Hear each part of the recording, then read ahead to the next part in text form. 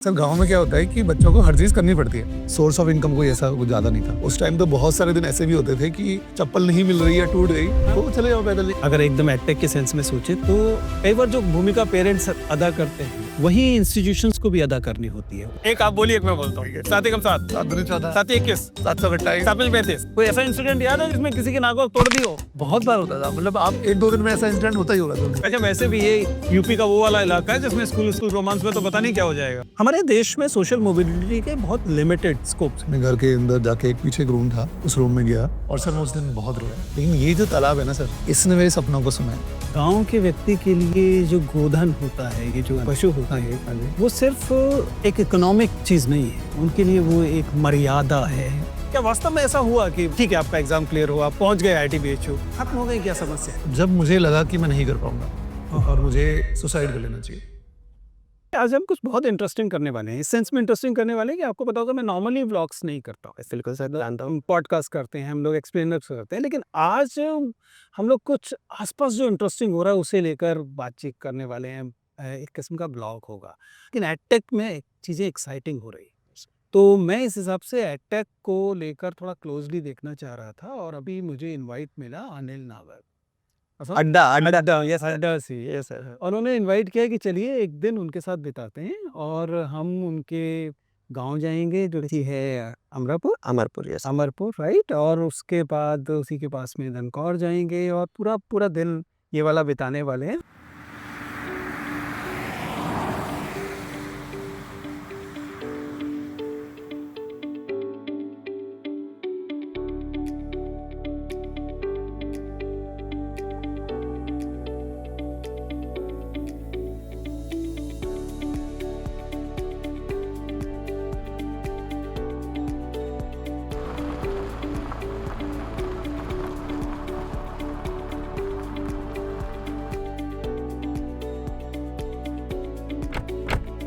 शुक्रिया sir. Thanks for coming sir. अरे शुक्रिया बुलाने के लिए, बहुत दिनों बाद गाँव में आया है। अरे वाह, आपको याद है इनके नाम वाम रखे तो कुछ कि नहीं? नहीं सर, याद है याद है। अरे वाह, काफी ऐसा क्लियर याद नहीं है। आप अगर इनके बारे में बात कर रहे हैं वैसे एक्चुअली कभी किया ये वाला काम? हाँ बहुत किया सर। सर गाँव हार ले लेते हैं। हाँ सर, गाँव में क्या होता है कि बच्चों को हर चीज करनी पड़ती है। अरे वो तो ठीक है, मतलब जैसे मुझे अपना बचपन याद आ रहा है कि हम लोगों में से जो धार ले लेता था ना, हाँ। मतलब मैं क्या करता था, एक हाथ से तो ले सकता था पर दो बस की में नहीं था। किया कभी? नहीं बिल्कुल किया है सर, बिल्कुल किया है। अच्छा। और ये भी किया है कि किसी अपना तो निकालना, किसी दूसरे के घर में भी बुला लेते थे कि यार मेरा दूध। हाँ यार, थोड़ा सा आज कोई है नहीं, कर दो। हाँ। सही। तो कैसे, मतलब सुबह से शुरू होता था सानी वानी करने वाला? सुबह से शुरू होता था। सुबह यहाँ पे गाँव में 4-5 बजे शुरू हो जाती है चीजें। हाँ, और 4-5 बजे के बाद सबसे पहले तो वही होता है कि चारा वारा खिलाना, दूध निकालना, फिर उस दूध को या तो घर में गर्म करना है, जो भी करना है, या फिर कहीं और लेके जाना है। तो ये सारा काम सुबह शुरू हो जाता है। ये ऐसे लेकिन इंटरेस्टिंग है, मतलब ये सोच पाना कि हाँ जी, ये एडटेक फाउंडर्स जो हैं वो दूध निकालने का भी मेरे हिसाब से तो कोई कोर्स होना चाहिए। ये कोई पुराना घर है? हाँ सर, ये नहीं, ये थोड़ा बन गया अभी, पहले ऐसा नहीं था। तो जब मैं यहाँ पे बॉर्न हुआ था सर, तो यहाँ पे खेत होते थे बेसिकली। हाँ, वो पूरे पूरे उसका तरीका पैटर्न यही है, परिवार में होता है तो खेत में घर बना लिया। हाँ, खेत होते थे। तो अब धीरे धीरे वो यहाँ पे थोड़ा एक्सटेंड हो गया। और सर ऐसा फादर का कुछ ऐसा बैकग्राउंड था कि जब वो 4-5 साल के ही रहे थे, तो उनके मदर और फादर एक्सपायर हो गए थे। अच्छा। तो ये 4 भाई थे मेरे, जो मतलब फादर के। हाँ, मतलब चाचा ताऊ जो आपके हुए। हाँ, तो 4 भाई थे और एक बहन थी, मतलब 5 लोग थे बेसिकली। और पापा सबसे छोटे थे। तो बचपन में ही उनके मदर फादर एक्सपायर हो गए थे। तो उसकी वजह से क्या दादाजी हुआ थे? कि नहीं, दादाजी भी नहीं थे? हाँ, वो भी नहीं थे। ओह! हाँ, तो उसकी वजह से क्या हुआ कि जो बचपन से ही काम में लगा दिया गया, क्योंकि एक्चुअली ऐसा था कि बहुत ज़्यादा खेत नहीं थे हमारे। और सोर्स ऑफ इनकम कोई ऐसा कुछ ज़्यादा नहीं था। तो बचपन से ही पिताजी किसी न किसी काम में लगा दिए गए थे। जैसे जनरली गाँव में बहुत सारे काम होते हैं, या गाय भैंसों को चराने भेज दिया, कोई चीज़ इधर से उधर भेजनी है तो उसमें लगा दिया। तो इस तरह के कामों में पापा लगे रहे बचपन में। गाँव तो यही था तब भी? गाँव यही था। आपका और पुश्तैनी गाँव है? पुश्तैनी गाँव है। और उस वजह से क्या हुआ कि क्योंकि पेरेंट्स नहीं थे तो पढ़ाई-लिखाई भी नहीं हो पाई। क्योंकि ऐसा कोई था नहीं कि भई पढ़ो या पढ़ना ज़रूरी है। तो ये एक आई थिंक सबसे डिफ़िकल्ट चीज़ रही होगी शायद कि पढ़ाई नहीं की तो अब कैसे करना है, अब कैसे सर्वाइव करना है, कैसे जीना है। तो मदर आई बाद में, तो मदर भी पढ़ी-लिखी नहीं थी, तो दोनों पढ़े-लिखे नहीं थे और हम 3 भाई-बहन थे, मतलब भाई थे और जो हमारा पुराना घर था वो थोड़ा अंदर था यहाँ पे गाँव में और बस ऐसे ही शुरुआत हुई यहाँ पे। अरे वाह! आइए बैठते हैं ना, आपकी शानदार वो है। ये हो क्या रहा है लेकिन? ये सर इसको हम अंगीठी कहते हैं, ये अंगीठी जैसा होता है, तो इसमें जो हम नहीं, लेकिन इसमें पक क्या रहा है? दूध ओह! मैं देख लूँ क्या? ये दूध रखा होता है सब पूरे दिन। दूध होगा या भैंस होगा, कुछ होगा, गाय-भैंस का। भैंस का लग रहा चारा है हो मुझे। गया। हाँ, चारा वगैरह लग रहा है। हाँ, हाँ, राइट। दलिया होगा। अच्छा, दिस इज़ सो इंटरेस्टिंग। और यहीं पे सर पास में ही मतलब हमारे गाँव में उस टाइम स्कूल नहीं था, तो हमारे पास में एक और गाँव है, 2 ढाई किलोमीटर दूर होगा यहाँ से, तो वहाँ पे एक स्कूल था। तो वहाँ पे मैं पढ़ने जाया करता था। कैसे कैसे आपको जाते थे? दिखाता हूँ, एक साइड में यहाँ पे नहर है, तो देखें? नहर से हम चलते थे। आइए सर दिखाता हूँ। तो कैसे जाते थे स्कूल? पैदल? या पैदल साइकिल? जाते थे सर, पैदल जाते थे। साइकिल का कांसेप्ट नहीं होता था सर, तो पैदल आपने जाते साइकिल थे। कब चलाई पहली बार? सर साइकिल तो मैंने 7-8 साल का हो गया होऊँगा, उसके बाद ही चलाई नहीं, उसके बाद चलाई होगी, 11-12 साल में चलाई होगी साइकिल। और सीखी किसने सिखाई? बड़े भाई ने? सर मैं सबसे बड़ा हूँ घर में। तो खुद ही सीखी थी। मतलब सीधा बाकी सीध होती, सीधा डंडे के ऊपर चल के या करंची चलाई थी? पहले कैंची चलाई थी सर। कैंची चलाई है? पापा की साइकिल होती थी। क्योंकि अब आपको हैरानी होगी, अब तो आजकल के बच्चे तो ट्रेनिंग व्हील्स वाली साइकिल चलाते हैं। हाँ जी, हाँ। तो उन्हें ये कैंची साइकिल चलाने का कॉन्सेप्ट ही नहीं कैंची होता। साइकिल और पूरी बड़ी साइकिल। हाँ, वो पूरी फुल फ्लेज और काफ़ी 26 इंची। हाँ, स्ट्रेंथ वाली साइकिल होती थी वो, मजबूत सी। हाँ, ये तो बल्कि आपके यहाँ तो दूध का काम होता है, तो दूध का काम होता है। डबल डंडे वाली साइकिल देखी? जो हाँ, हाँ, हाँ, हाँ। 2 डंडे होते वही हैं। पीछे बड़ा सा कैरियर भी हाँ, सौ दोनों टोकनी लगती थी वो लोहे वाली। तरफ उसमें दूध आप मुझे एकदम अपने गाँव मेरे मेरे अपने घर में तो नहीं कभी इस तरह का काम रहा। हम लोगों ने तो बचपन से ही दूध खरीद के पिया है। मतलब आस-पास के गाँव में जाके लेते थे। लेकिन मेरी जो ननिहाल है, उसमें दूध का काम वाला काफ़ी, ये मथुरा में। तो वहाँ ये मुझे खूब याद है कि मामा लोग जो हैं वो साइकिल के दोनों तरफ हाँ, वो उठा के और उस पर से आगे बैठा देते थे हमें। मतलब वो मुझे काँपते-काँपते चलने वाला सीन लगा था और मेमोरी में अटकता है। सर यहाँ पे क्या होता था कि अब पापा पढ़े लिखे नहीं थे, तो ऐसे कुछ ना कुछ छोटे-मोटे काम करते रहते थे। ठीक। जिनमें से एक काम था ये दूध का काम। तो इस दूध के काम के लिए वो क्या करते थे कि एक तो चलो अपना दूध है, हाँ। वो इकट्ठा कर लिया। वो आस-पास के जो और हमारे फैमिली के लोग हैं, ताऊ चाचा लोग हैं, उनका भी दूध इकट्ठा कर लेते थे और उसको ले जाके या तो प्रोसेस कर लेते थे, उसका मावा बना लिया, दूध बना लिया और उसको कहीं और बेच दिया, या सारा इकट्ठा करके और थोड़े हायर प्राइस में जैसे सिकंदराबाद में बेच दिया, बुलंदशहर में बेच दिया, तो वहाँ पे जाके बेच देते थे। सर मैं आपको बताता हूँ एक चीज़ कि उस टाइम थोड़ी फैमिली कंडीशंस जैसे मैंने बताया इतनी अच्छी नहीं थी।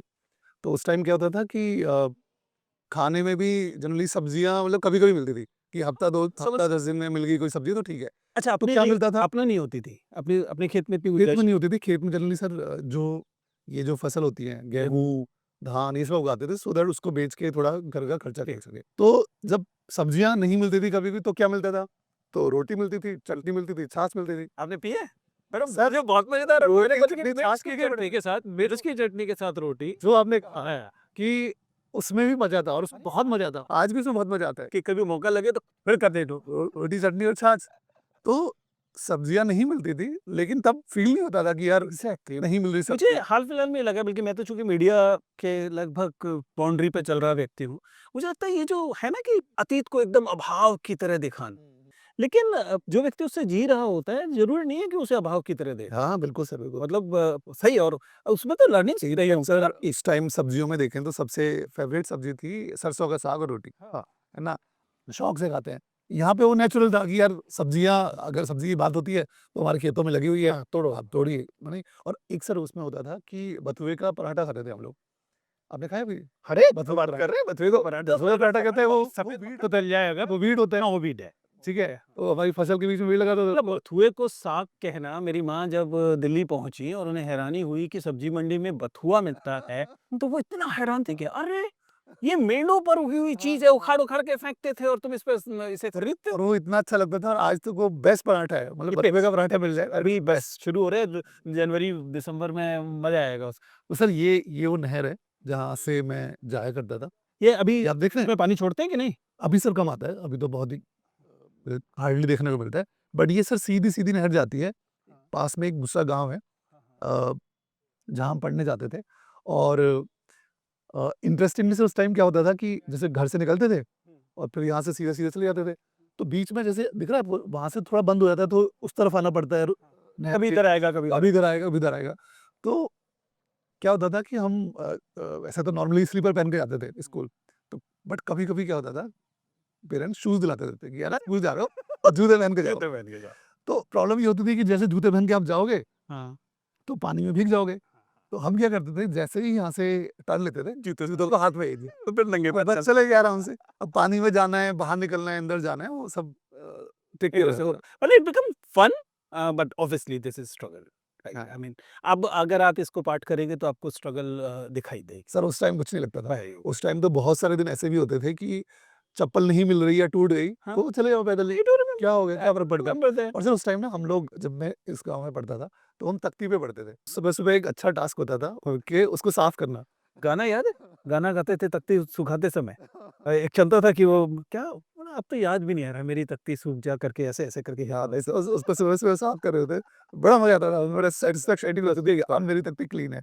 अब जाके एआई लिखना है 1 2 3 लिखना जब आप है। इस वाले पीरियड को याद कर रहे हैं तब तो मैं देख पा रहा हूँ उसमें खुशी भी आ रही है, मेमोरी भी आ रही है, स्वाभाविक है।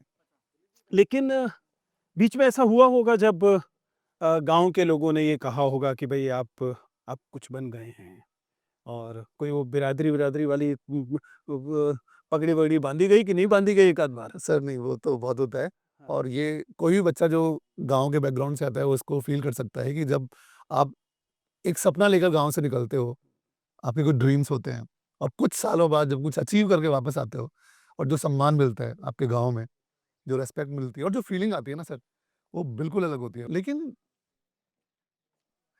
उसी दौरान जब हम जब यहाँ पे थे, तो एक और चीज़ हो रही थी सर कि क्योंकि पेरेंट्स पढ़े लिखे नहीं थे और पापा ये थोड़ा बहुत छोटा-मोटा काम कर रहे थे। तो उसमें क्या होता था कि जब शाम को आते थे पापा, तो बहुत सारी अपनी जो काम से रिलेटेड चीज़ें होती थी, उसके बारे में पूछने लगते थे मुझसे। जैसे पूछ लिया कि यार आज मैंने ना 10 किलो दूध बेचा, ₹5 किलो, अच्छा, तो मुझे कितने पैसे मिलने चाहिए थे? तो मैं बताऊँगा कि अच्छा ये कैलकुलेशन हो गई।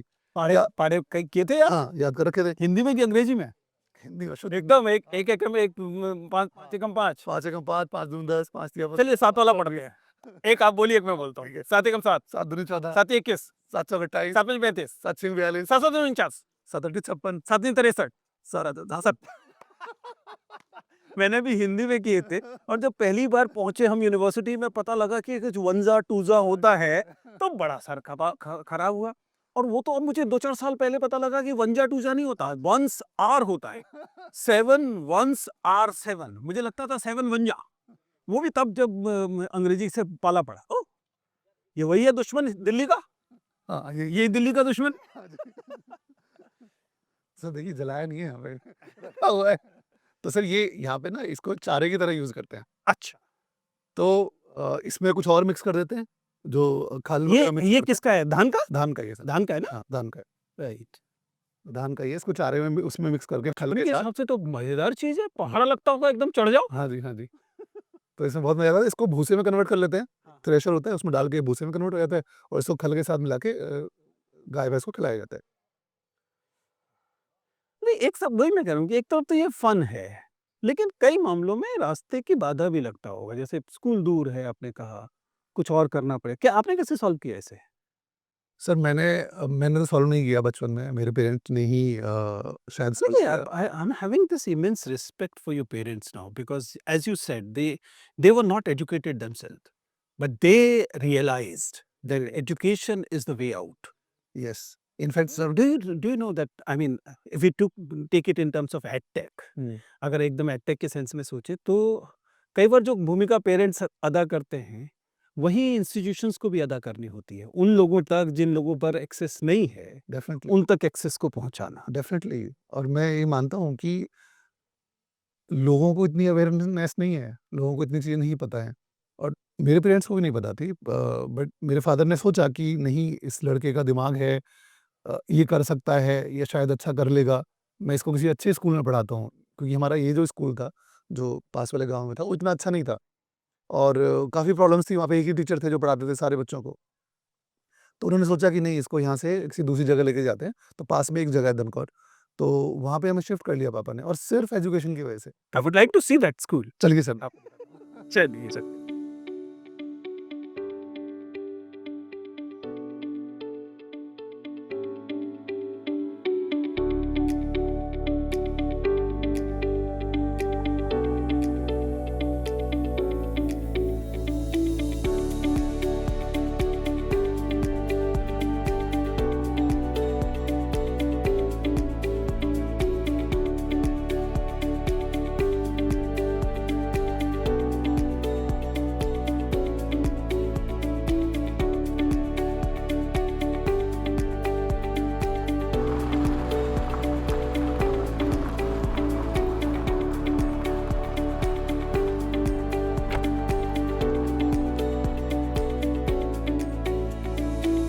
तो ये हमारा स्कूल है सर। ये प्रिंसिपल सर का रूम होता था, ये आप देख रहे हैं? यहाँ प्रिंसिपल सर हालाँकि अब रहते तो थे। काफ़ी एकदम पुताई-वुताई हुई है, हाँ जी, हाँ। चमकता हुआ सा लग रहा है। काफ़ी अब चेंज हो गया है। क्या मेमोरीज़ इन कॉरिडोर्स में घूमते हुए आ रही है? सर एक तो आ रही है कि बहुत धुनाई होती थी। अच्छा बताइए, कहाँ पिटाई होती थी? किस जगह पर इस यहाँ पर पिटाई के लिए जगह बनाई जाती सर ज़्यादातर प्रिंसिपल सर के रूम के बाहर होता था। कि टीचर्स पकड़ लेते थे और बचपन में सर ऐसा था कि मेरा यहाँ पे जो पर्सनैलिटी था वो थोड़ा अलग था, जो आज आप देखते हैं उससे काफ़ी अलग था। Tell me more about. काफ़ी शैतान था मैं, काफ़ी बदमाश, लड़ाकू, जैसे होता है ना लोग। आप साइंस के स्टूडेंटों के लड़ाकू? हाँ जी, हाँ जी। हमारे समय में तो साइंस के स्टूडेंट बेचारे भीरू से होते थे, आर्ट्स वाले आके चपत लगा के निकल जाते थे। सर मैं यहाँ का, क्योंकि ऐसे गाँव गाँव में ही पूरा पला-बड़ा था, तो आई थिंक बाय इंस्टिंक्ट में वैसा था, लड़ाई-झगड़ा करना। कोई ऐसा इंसिडेंट याद है जिसमें किसी की नाक वाक तोड़ दी हो? बहुत बार होता था, मतलब आप 1-2 दिन में ऐसा इंसिडेंट होता ही होगा तो। अच्छा। और किसी को कुछ मार दिया, कुछ ऐसे बैठे-बैठे खुरापात कर दी, तो ऐसा बहुत होता था।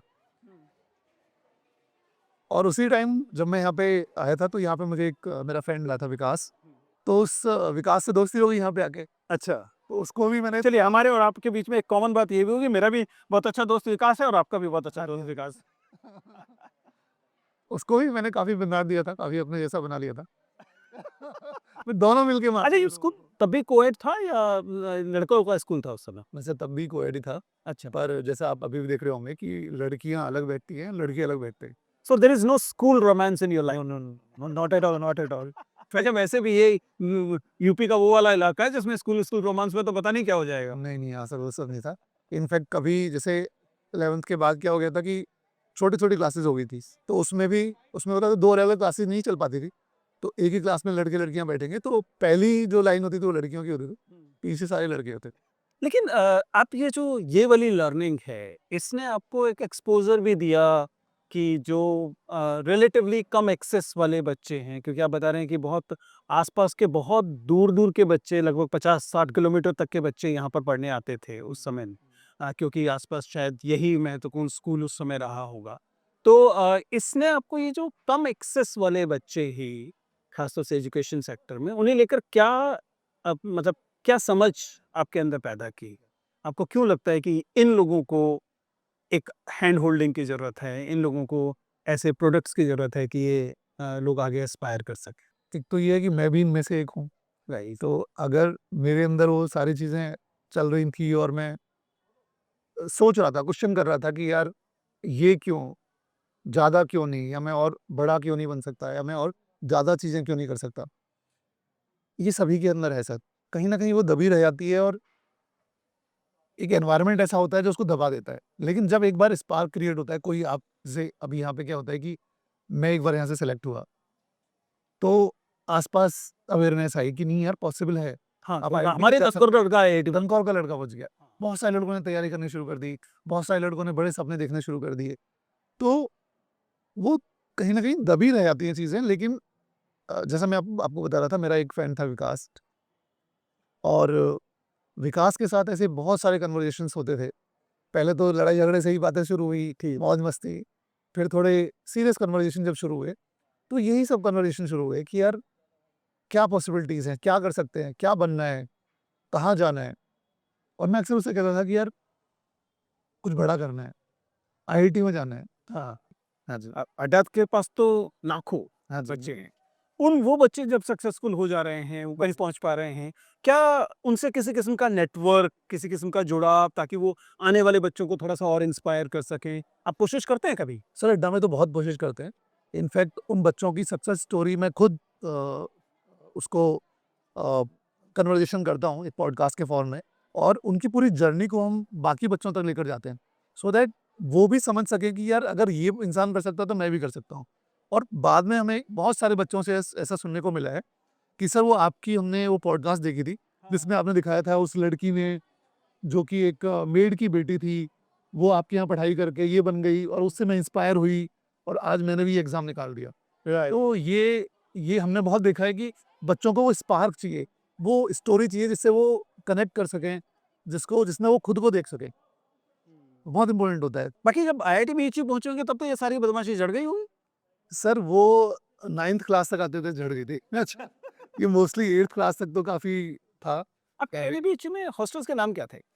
सर मैं सबसे पहले राजपूताना में था, यस। फिर सेकंड मेरा लिमडी था, कौन सा? लिमडी, अच्छा, निम्डी। थर्ड विवेकानंद था और फोर्थ डे था। ब्यूटी टेम्पल है उसके जस्ट पीछे डे हॉस्टल है, वो मेरा लास्ट हॉस्टल था। हमारा आईआईटी, अगर आप आईआइटी दिल्ली जाएँ, हाँ तो जी। आईआईटी दिल्ली के सारे हॉस्टल्स के नाम जो हैं, हाँ जी। वो पर्वतों के नाम हाँ से जी, हाँ जी। हैं, ठीक है? हाँ जी। माउंट कैलाश, मेरा ये एक था शिवालिक हॉस्टल में हाँ, राइट, राइट। और ऐसे ही अगर आप जेएनयू जाएँ, तो सब नदियों के नाम से हैं।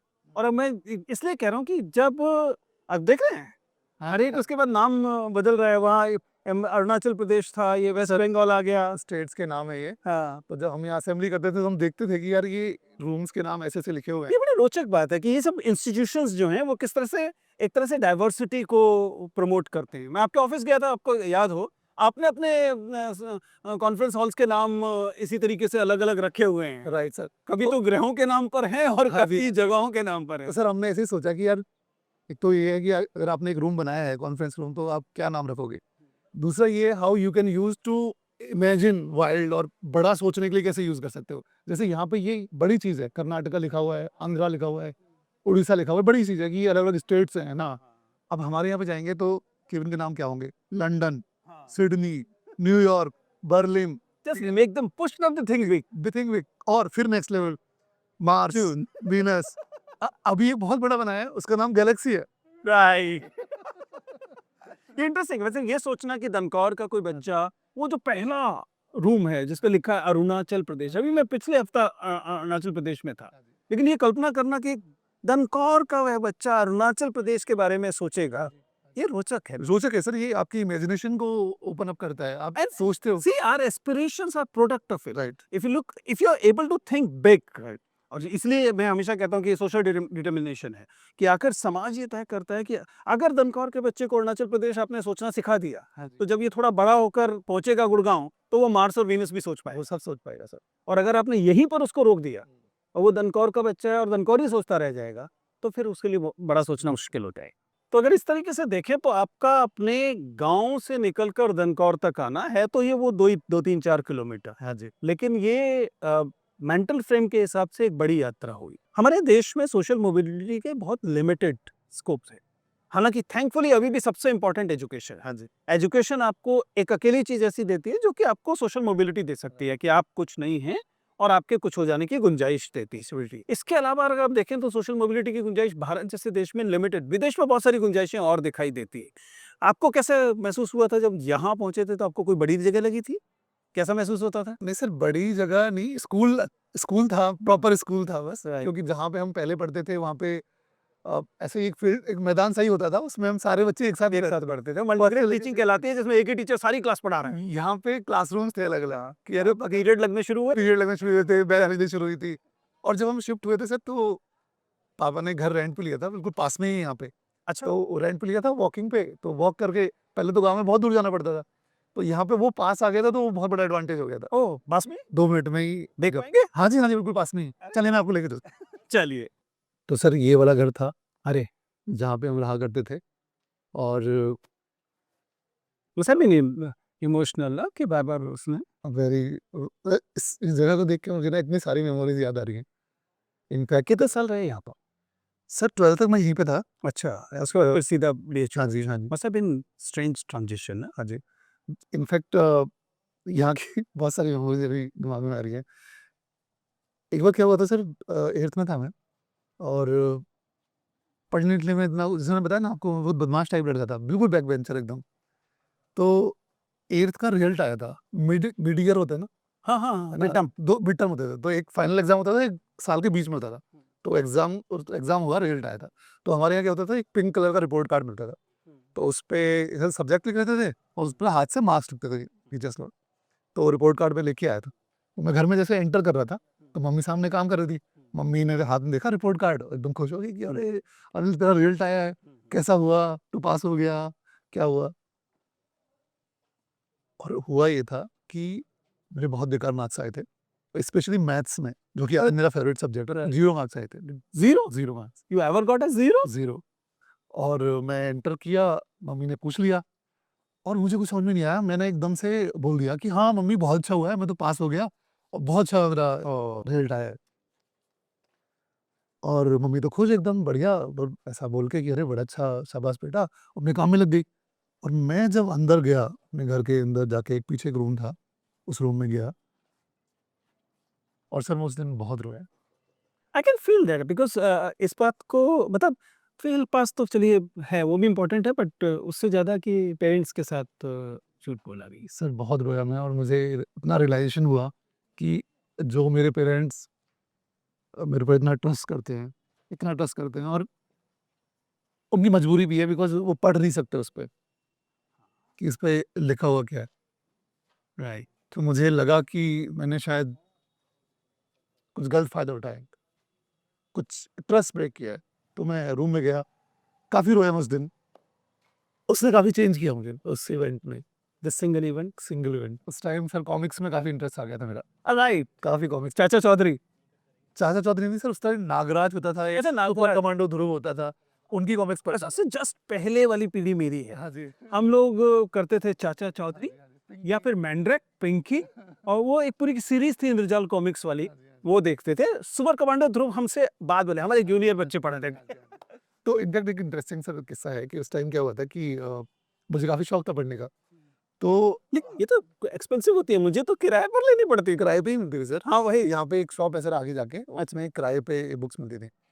तो जनरली क्या होता था, ₹1 का किराया होता है 24 घंटे के लिए। अच्छा। तो मैं क्या करता था, मैं जाके वो लेके आता था कॉमिक्स, और मैं फटाफट 10 मिनट में पढ़ लेता था उसको। हाँ, और अब उसको पढ़ने के बाद, अब मेरे बाकी दोस्त थे ना इस गली में, और भी कई सारे दोस्त थे, उनको 50 पैसे में दे देता था कि भाई सही। वहाँ से जाएँगे तो ₹1 हाँ, ले, डिपेंड है। मुझसे 50 पैसे में। Right, right. तो ऐसा करके मैं 6-7 बच्चों को तो दे ही देता था। मतलब उनके मैगज़ीन भी मुफ्त में मिल गई। तो मैंने पढ़ लिया पहली बात तो, हाँ। ठीक है, मेरा काम हो गया। और उनको जो ₹1 की चीज़ मिलती थी, उनको 50 पैसे में मिल गई। विन-विन। विन-विन, और अल्टीमेटली मेरे पैसे भी बचते थे। सर इसने भी मुझे काफ़ी सिखाया कि अगर हमारे around but then do you realise, I mean, I may be poking my nose here, कि आपके सब्सक्रिप्शन कोई लेता है हाँ जी, और वो उसके साथ अनिल नागर करता हो, तो कैसे कर उससे सब आप बहुत अच्छी बात है। ये तो एजुकेशन जितने ज़्यादा लोगों तक पहुँचे, उतना अच्छी। बोला आपका उन्होंने एक कोर्स लिया 8,000 रुपए का, फिर अपने 4 दोस्तों के साथ उसको 3-3 हज़ार में बाँटा, अपना कोर्स भी मिल गया और 1,000 का फ़ायदा भी हो गया। सर कोई प्रॉब्लम नहीं है। मैं आई विल ओपनली से दिस कि यार आप जितने लोग पढ़ सकते हो ना, पढ़ो आप। क्योंकि एजुकेशन में तो मेरा यही बिलीफ है कि जितने ज़्यादा लोगों तक एजुकेशन पहुँचाएँगे, उतना ही हमारा जो मिशन है, वो उसमें हम आगे बढ़ेंगे। तो सर वो बचपन में ना, ये कॉमिक्स वाली जो चीज़ थी, इसने काफ़ी कुछ सिखाया है कि आस-पास हैं चीज़ें, बट अगर आप लोग उस चीज़ों को सरल कर दो, थोड़ी कम कॉस्ट कर दो, तो काफ़ी लोग बेनिफिट कर सकते हैं उसी चीज़। इतनी देर में बातचीत में बार-बार मुझे ये समझ में आ रहा है कि your insistence on keeping the price tag low, हाँ जी। ये शायद काफ़ी इनग्रेन्ड है आपके अंदर। आप लगातार इसे अफोर्डेबल बनाने। आप अफोर्डेबल बना दो, लोगों के लिए वायबल बना दो, उससे उससे बहुत सारे लोगों को फ़ायदा हो जाएगा। ओवरऑल इकोसिस्टम का फ़ायदा हो जाएगा। सर ये तालाब है यहाँ पे, अरे वाह! इसका नाम तालाब है, इसमें पानी नहीं होता है वैसे। पहले भी नहीं होता था? पहले भी नहीं होता था सर। अभी ये ऊपर स्ट्रक्चर बना दिया है, पहले ये स्ट्रक्चर नहीं होता था। बट ये स्टेयर्स होती थी। गुड। ये देख के महसूस हो रहा है कि एक कम्युनिटी जगह है हाँ जैसा। जी, हाँ जी। खूब। सर यहाँ पे सारे बच्चे, जो भी आस-पास के बच्चे हैं, शाम को आके खेलते थे। ये अखाड़ा है? सर ये कभी-कभी, हाँ, यहाँ पे अखाड़ा, कुश्तियाँ होती हैं यहाँ पे, अच्छा। और सर यहाँ बैठ सकते हैं। हुँ। यहीं बैठ जाएँ? यहीं बैठ जाते हैं। चलिए बैठते हैं। बहुत समय के बाद ऐसे स्टेयर्स पे बैठना हो रहा है। हाँ जी। तो सर यहाँ पे ऑलमोस्ट मेरा डेली आना होता था और जैसे शाम को घर से निकलते थे और सीधा गली बाहर निकलते हैं और सीधा यहाँ पे आ जाते हैं। तो मेरा एक फ्रेंड है सर, ये मैंने बताया था वो विकास, हाँ, जो डॉक्टर डॉक्टर है। तो हम लोग आके बैठते थे यहीं तालाब पे और यहीं अपनी सारी बातें होती थी। इनफैक्ट सर इसको अगर ऐसे देखें ना कि जो गली है ना मैं देख पा रहा हूँ, इससे में ये जो 2 बच्चे बैठे हैं, ज़रा देखिए इन्हें। हाँ जी। कैन यू जस्ट सी ऐसा लग रहा है ना जैसे कि फिर से टाइम एक साइक्लिक मोड में चलता है। जी, जी। शायद ऐसा ही कुछ था। जो हम अभी बात कर रहे थे ना सर गली, उस गली में जो मेरा ट्रांसफॉर्मेशन हुआ, उस गली ने शायद बहुत अच्छे से देखा है। लेकिन ये जो तालाब है ना सर, इसने मेरे सपनों को सुना है। क्योंकि विकास के साथ इतनी ज़्यादा मेरी फ्रेंडशिप हुई, इतना हम क्लोज़ आए और इतनी बातें की हमने। पहले हँसी-मज़ाक ही चलता था, फिर ये क्वेश्चन चालू हो गए कि यार क्या करना है लाइफ़ में? फिर फिलॉसफिकल चीज़ें चालू हो गई कि हर चीज़ को क्वेश्चन करने लगे कि यार ये क्यों है? ये मंदिर क्यों है? क्यों पूजा करते हैं हम? अरे वाह! भूत-प्रेत कहाँ होते हैं? पीपल का पेड़ है सर वो, तो यहाँ पे मान्यता है कि इस पे रात को 12 बजे भूत आते हैं। अरे वाह! वो क्वेश्चनिंग चालू हो गई।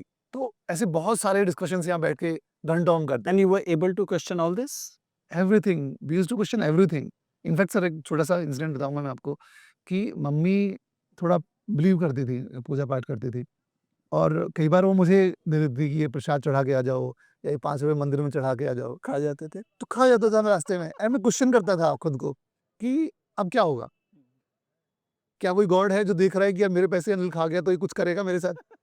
And then I started realising कि यार ultimately it is it is us who define our future, मतलब कोई और नहीं है।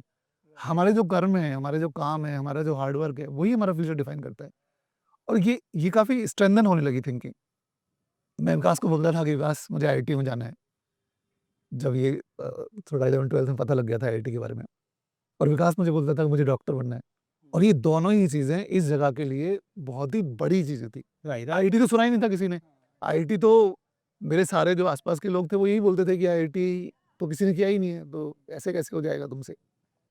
But you never been to any IIT? Never, never मुझे सिर्फ़ आईआईटी का फुल फॉर्म पता था। सिर्फ़ अच्छा, फुल कोई फॉर्म। कल्पना नहीं थी, कोई बिल्डिंग दिमाग में नहीं, नहीं नहीं, थी? कुछ भी नहीं था। मुझे सिर्फ़ फुल फॉर्म पता थी और मुझे ये पता था कि ये बहुत चैलेंजिंग है, बहुत डिफ़िकल्ट है और ये भी पता था कि अगर मैंने ये एग्ज़ाम क्लियर कर लिया तो life sorted. Life will change. तो वो डिस्कशंस करते थे और इसके लिए फिर मैंने फिगर आउट किया कि यार कहाँ है, कि कैसे तैयारी करनी होगी। मैं दिल्ली गया, पता करके आया कि यार कैसे तैयारी करनी होती है। तो वहाँ पे पता लगा कि कोचिंग में आपको कोचिंग करनी पड़ेगी, पूरी मेहनत से तैयारी करनी पड़ेगी और उसमें खर्चा भी होगा अच्छा खासा। और उस टाइम हमें सर कितना पैसा था? सर ये था करीब ₹22,500 की फ़ीस थी उस टाइम।